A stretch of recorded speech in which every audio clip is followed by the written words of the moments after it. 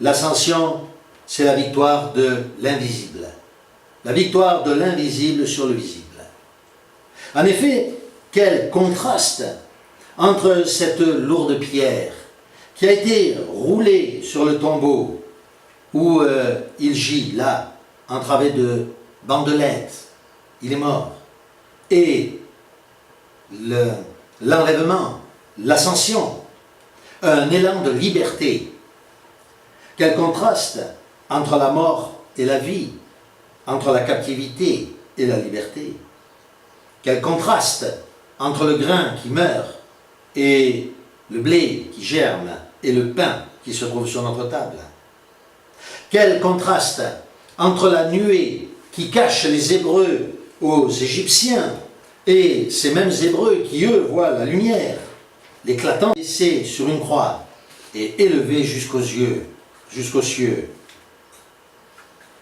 L'épître aux Hébreux, qui interprète le psaume 8, évoque justement cet accomplissement, la victoire de l'invisible sur le visible.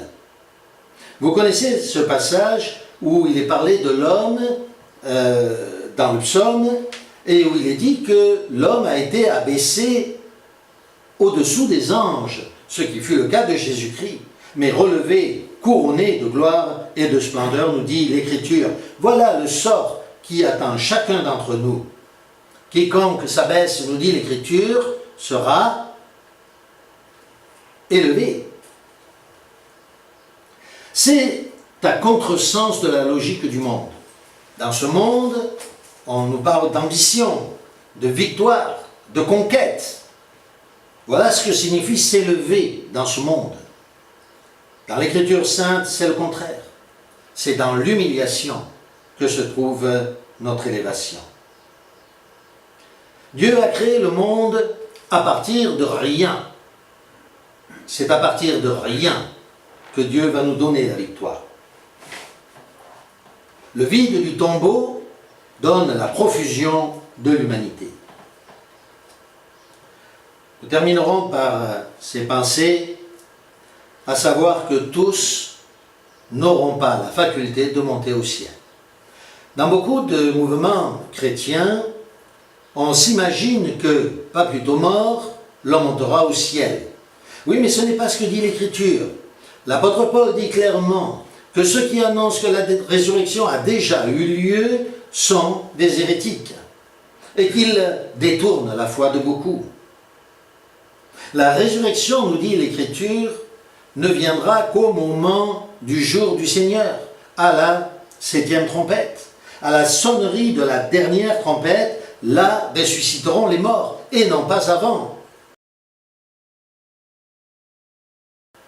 Si Adam n'est pas demeuré dans le paradis pour un seul péché, si Moïse n'a pas pu entrer en terre promise pour un seul péché qu'il avait commis, et si aucun des Israélites de la première génération n'ont pu rentrer en terre promise, alors nous devons nous poser la question de savoir pourquoi.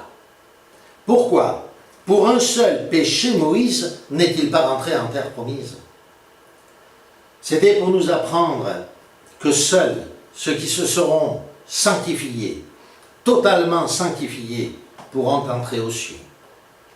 Et c'est pourquoi, et ce sera notre conclusion, le livre des Hébreux au chapitre 12, versets 12 à 14, nous avertit.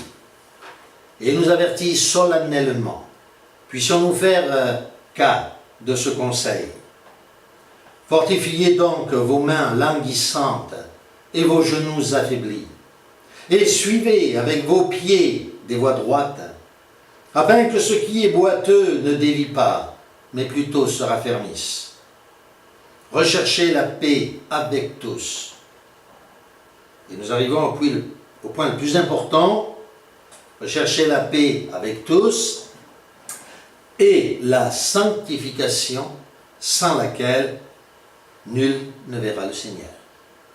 Recherchons la sanctification sans laquelle nul ne verra le Seigneur, sans laquelle nul ne pourra ascender ou monter vers les cieux.